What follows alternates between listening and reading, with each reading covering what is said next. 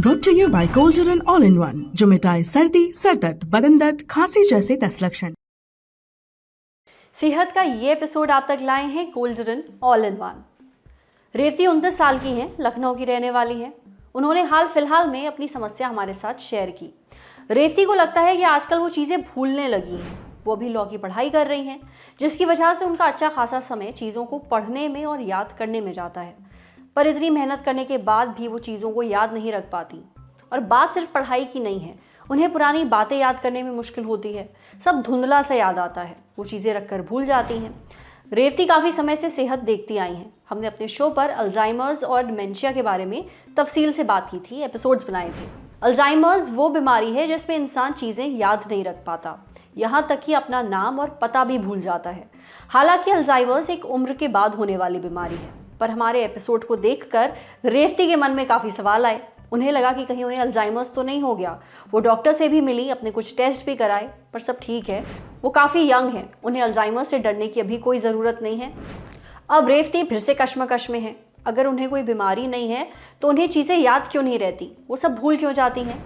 इन्हीं सवालों के साथ रेवती ने हमें मेल किया। वो जानना चाहती हैं कि चीज़ें भूलने के पीछे क्या कारण हो सकते हैं, साथ ही इससे कैसे निपटें।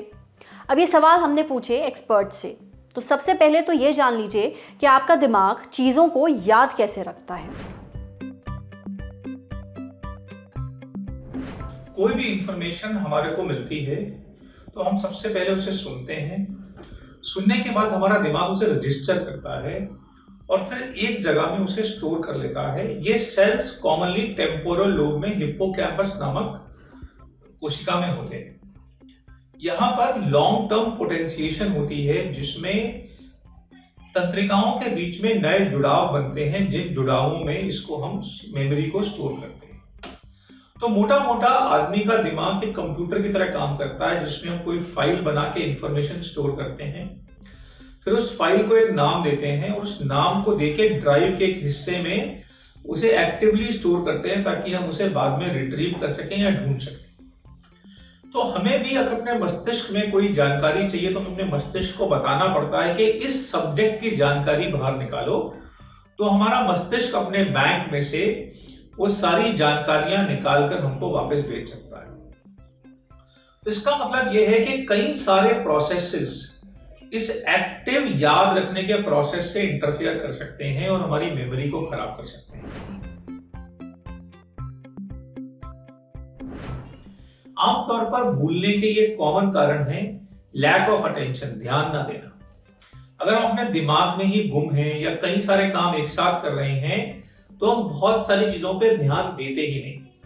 तो उनको हम ठीक से सुनते नहीं हैं या सुनने के बाद रजिस्टर नहीं करते, एक्टिवली उस पर ध्यान नहीं देते, तो वो रजिस्टर नहीं होती हमारे पे।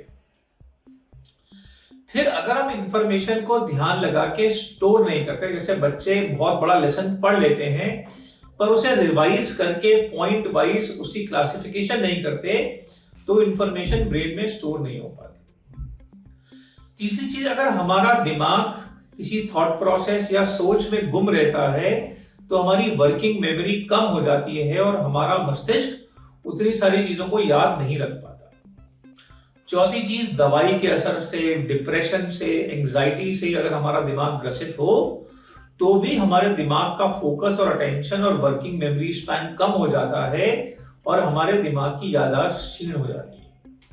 अगर हम कई सारे काम एक साथ करते हैं, जिसे मल्टीटास्किंग बोलते हैं, तो हमारा दिमाग एक काम के ऊपर अपना पूरा ध्यान नहीं लगा पाता, जिससे कि हमारी याददाश्त कम हो जाती है। ओवरवर्क, लैक ऑफ स्लीप, जिससे कि हमारे दिमाग में थोड़ी सुस्ती बनी रहती है या ड्राउजीनेस बनी रहती है, वो भी हमारे दिमाग की चीजों की याद रखने की क्षमता को कम करता है। फिर विटामिन डेफिशिएंसी जैसे विटामिन B12, हार्मोनल डेफिशिएंसी जैसे थायराइड हमारे दिमाग को पूर्ण पोषण मिलने से रोकती हैं, जिससे हमारा दिमाग कम काम कर पाता है। सबसे पहले सजग रहें, अलर्ट रहें और जो भी चीज सुन रहे हैं उसमें पूरा ध्यान लगाएं। दूसरा, अपने मस्तिष्क को खाली रखें, चिंताओं में और सोच में गुम न रहें और डिप्रेशन और एंजाइटी का इलाज करें ताकि आपके दिमाग की वर्किंग मेमोरी बच सके। चीजों को ध्यान से सुने और एक्टिवली स्टोर करें। जैसे हम कंप्यूटर में एक फाइल को देके उसे नाम से स्टोर करते हैं। मल्टीटास्किंग ना करें, एक चीज के ऊपर ठीक से ध्यान दें और अपनी लाइफ को बेटर ऑर्गेनाइज करें। समय पे खाना खाएं, समय पे सोएं और एडिक्वेटली सोएं ताकि आपका दिमाग फ्रेश रह सके। विटामिन अच्छे से लें, दूध अच्छे से पिएं, रोज एक्सरसाइज करें ताकि आपके दिमाग पे ऑक्सीडेटिव स्ट्रेस ना बढ़े, दिमाग का पोषण पूरा रहे और दिमाग भरपूर तरह से काम कर सके। चीज़ें याद ना हो पाना, याद करके भूल जाना, ये सब हम में से ज़्यादातर लोगों की समस्या है। अब ज़रूरी नहीं है कि ऐसा होने के पीछे कोई बीमारी या कंडीशन ही जिम्मेदार हो, कई और कारण भी हो सकते हैं जो डॉक्टर साहब ने हमें बताए। इसलिए आप टेंशन मत लीजिए, कुछ टिप्स जो दी गई हैं उन्हें आजमाइए, नतीजा देखने को मिलेगा। अब बढ़ते हैं सेहत के अगले सेगमेंट की तरफ। आज बात करते हैं टूटे हुए दिल की। ये दुखता तो बहुत है, पर क्या ये आपकी जान भी ले सकता है?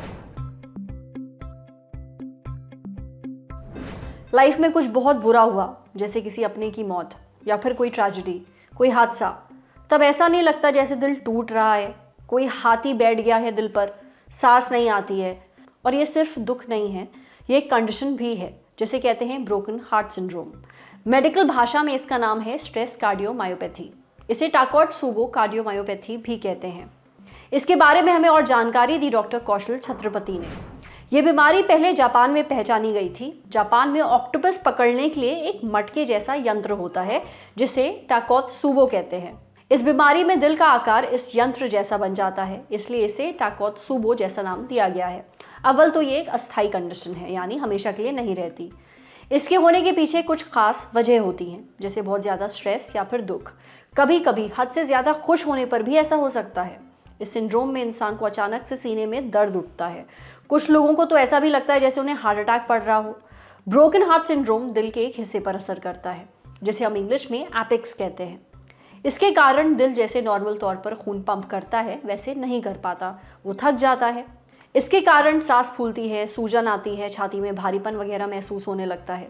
मानसिक स्ट्रेस एकदम से दिल की मांसपेशियों को कमज़ोर कर देती है और इसके पीछे एक वजह है स्ट्रेस हार्मोन्स।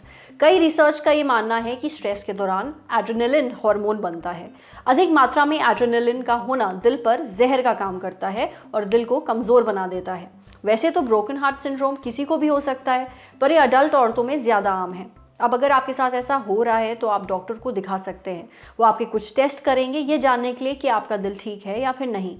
कुल मिलाकर टाकोत्सुबो कार्डियोमायोपैथी को हार्ट अटैक से अलग कर पाना बहुत ही मुश्किल होता है एक आम इंसान के लिए। पर हाँ, ज़्यादातर लोगों में दवाई से ही इस बीमारी का इलाज संभव है। तो अपना दिल संभाल के रखिए। दिल का टूटना आपके दिल को असल में तोड़ सकता है, समझे। अब बढ़ते हैं सेहत के आखिरी सेगमेंट की तरफ। खुराक, एक झकास सी हेल्थ टिप। जानिए क्या इसबगोल आपका वजन घटाने में मदद कर सकता है। कई लोग कब्ज से राहत पाने के लिए इसबगोल लेते हैं। वहीं कुछ लोगों का ये भी कहना है कि इससे वजन घटाने में भी मदद मिल सकती है। तो क्या ये असल में वजन घटाने में मदद कर सकता है? साथ ही किन लोगों को इसबगोल नहीं लेना चाहिए, ये जानने के लिए हमने बात की डाइटिशियन श्रेया गोयल से।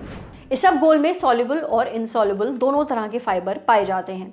इसमें कैलोरीज बहुत ही कम होती हैं। इस वजह से इसबगोल वजन घटाने में मददगार हो सकता है। इसके और फायदों की बात करें तो ये हमारे शरीर को ठंडापन देता है। ये एक प्रीबायोटिक की तरह काम करता है। प्रीबायोटिक्स आंत के हेल्दी बैक्टीरिया के लिए खाने का एक सोर्स होता है। हमारे पेट के लिए प्रीबायोटिक बहुत ही अच्छे होते हैं। इसबगोल कब्ज को ठीक करता है और आंतों के लिए भी अच्छा होता है, लिवर के लिए अच्छा होता है, टॉक्सिन को हटाने में मदद करता है। इसबगोल बैड कोलेस्ट्रॉल को कम करने में मदद कर सकता है। अल्कलाइन प्रॉपर्टी होने की वजह से एक एंटासिड की तरह काम करता है। इसबगोल के फायदे तो बहुत हैं, लेकिन ये भी जानना जरूरी है कि किन लोगों को इसबगोल नहीं लेना चाहिए। श्रेया के मुताबिक जो लोग पानी कम पीते हैं उन्हें ये बिल्कुल नहीं लेना चाहिए। इन्फ्लेमेटरी बाउल सिंड्रोम यानी कि IBS के मरीजों को इसबगोल नहीं लेना चाहिए। किडनी के मरीजों को ये नहीं लेना चाहिए और प्रेगनेंसी में ये बिल्कुल नहीं लेना चाहिए। अंडरवेट लोगों को इसबगोल इस्तेमाल नहीं करना चाहिए क्योंकि ये भूख को कम करता है। इसबगोल काम की चीज़ है, लेकिन इसे दवा के तौर पर ही लेना चाहिए। डॉक्टर की सलाह के बिना इसका इस्तेमाल करने की हरगिज़ ना सोचें। आज सेहत पर इतना ही। अगर आप एक डॉक्टर हैं, हमसे कुछ शेयर करना चाहते हैं, तो जो ईमेल आईडी इस वक्त आपको अपनी स्क्रीन पर दिख रही है, उस पर हमें एक मेल भेज दीजिए। ये वीडियो फेसबुक पर देख रहे हैं तो हमारे फेसबुक पेज को लाइक करिए, यूट्यूब पर देख रहे हैं तो हमारे चैनल को सब्सक्राइब करिए, बेल आइकन पर ज़रूर क्लिक कर दीजिए ताकि जब भी हम कोई नया वीडियो अपलोड करें तो उसका नोटिफिकेशन आप तक सबसे पहले पहुँचे। वीडियो ख़त्म करने के पहले एक ज़रूरी सूचना, 16 फरवरी से शुरू हो चुकी है क्रिप्टो करेंसी की क्लास, मतलब एक नया पैसा सीज़न 2। आपके तमाम सवालों के जवाब, चिंताओं का निदान और शंकाओं का समाधान एक ही जगह पर। देखने के लिए जुड़े रहिए दी ललन टॉप के साथ। शुक्रिया।